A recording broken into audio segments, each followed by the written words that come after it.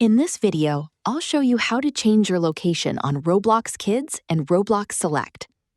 Start by tapping More in the Roblox app, or tap the three lines to open the side menu on mobile. Open Settings, then go to Account Info. Scroll down until you find Account Location. Your account location updates automatically based on where you are, but it may take some time. If you're using a VPN, recently moved to a new place, or someone else has access to your account location might be incorrect. Luckily, there are a few things you can do to help fix it. First, make sure you're not using a VPN, so your device shows the correct location. Then go back to Settings and open Security. Scroll down to Devices where you're signed in. Look for any device that is connected from the wrong location.